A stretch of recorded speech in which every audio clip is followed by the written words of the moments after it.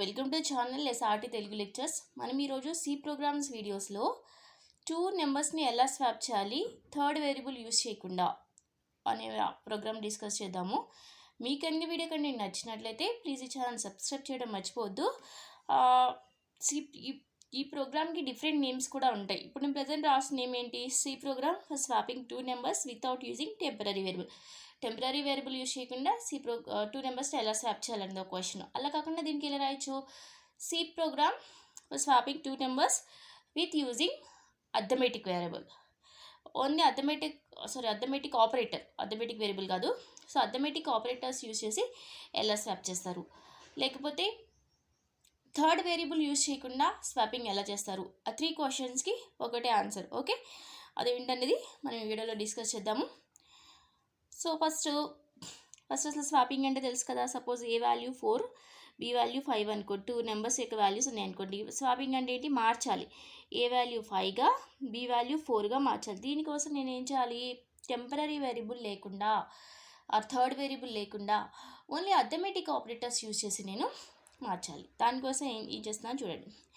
As usual first statement hash include stdio.h. Next main. నేను ఇవన్నీ ఎందుకు డిస్కస్ చేయట్లే అంటే మన అన్ని వీడియోల్లో ప్రతి వీడియోలో దీని గురించి చెప్తున్నాను కాబట్టి టైం వేస్ట్ కాబట్టి చెప్పట్లేదు. నెక్స్ట్ నాకు టూ వేరియబుల్స్ వాల్యూస్ నేను స్వాప్ చేయాలి కాబట్టి ఆ 2 వేరియబుల్స్ నేను డిక్లేర్ చేసుకున్నా. Int a comma b. Next first వేరియబుల్లోకి వాల్యూ రీచ్ చేస్తున్నాము. ఎలాగా? స్క్రీన్ మీద అడుగుతుంది ప్రింట్ ఎంటర్ ఫస్ట్ నెంబర్. అప్పుడు మనకి అడిగినప్పుడు మనం ఏం చేస్తాము? ఫస్ట్ నేను ఏ వాల్యూ 4గా ఎంటర్ చేశాను అనుకోండి. Scanf %d A value reach చేయడానికి స్టేట్మెంట్ ఇది. సో నేను ఇంటీజర్గా డిక్లేర్ చేశాను కాబట్టి %d ఫార్మేట్ స్పెసిఫైయర్ అండ్ ఏలో స్టోర్ అవ్వాలి కాబట్టి %a. సేమ్ అలాగే B value print enter second number and scanf %d b. నేను 5 ఇస్తే ఆ 5 వెళ్ళి బిలో స్టోర్ అవుతుంది. ఇప్పుడు యాక్చువల్ లాజిక్, నేను ఇనీషియల్గా ఏ వాల్యూ 4 బి వాల్యూ 5 అని. సో నేను ప్రోగ్రామ్ లాజిక్ రాస్తే ఏ వాల్యూ 5 బి వాల్యూ 4 అవ్వాలి. కానీ థర్డ్ వేరియబుల్ యూజ్ చేయకూడదు, టెంపరీ వేరియబుల్ యూజ్ చేయకూడదు, అథమెటిక్ ఆపరేటర్స్ యూజ్ చేయాలి. ఎలా చేస్తామో చూడండి. అథమెటిక్ ఆపరేటర్స్ అంటే ఏంటి? ప్లస్ మైనస్ ఇవన్నీ వస్తాయి కదా. సో అవే యూజ్ చేయాలి. ఫస్ట్ ఏంటంటే a equal to a plus b. ఏం చేసాము?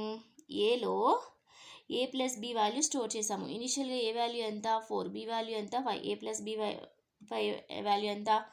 9. ఏలో 9 స్టోర్ చేసాము. ఇప్పుడు బి వాల్యూ ఏం చేసామంటే ఏ మైనస్ బి. ఇప్పుడు ఏలో ఎంత అప్డేట్ అయింది? 9 అయింది. సో 9 మైనస్ బి వాల్యూ ఎంత? 5 అంటే ఎంత? 4. బి వాల్యూ 4 అయిపోయింది. అదే వచ్చేసిందా? నాకు అదే కదా కావాలి. ఇప్పుడు ఏలో 9 ఉంది, బిలో 4 ఉంది. నెక్స్ట్ స్టేట్మెంట్ ఏంటంటే a equal to a minus b. ఏలో 9 ఉంది, బిలో 4 ఉంది. సో ఏ మైనస్ బి అంటే 9 మైనస్ 4 5. ఏ వాల్యూ 5గా చేంజ్ అవ్వాలి. ఓకే, చేంజ్ అయిందా? సో ఈ 3 a equal to a plus b, b equal to a minus b, a equal to a minus b. ఈ 3 స్టేట్మెంట్లు యూజ్ చేసుకుని ఏ వాల్యూనేమో 5గా బి వాల్యూనేమో 4గా స్వాప్ చేసాం అనమాట. ఇనీషియల్గా మనం ఇచ్చిందేమో A value 4 and B value 5.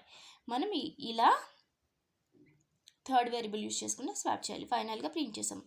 Numbers after swapping is A equal to 5 B 4, A equal to 5 B equal to 4 అని ప్రింట్ అవుతుంది. దానికోసం ఈ statement A equal to %d comma B equal to %d. ఈ %d ప్లేస్లో ఏ వాల్యూ, ఈ %d ప్లేస్లో B value రావాలి. అండ్ దెన్ ఇంటూ మెయిన్ రాసాం కాబట్టి రిటర్న్ 0.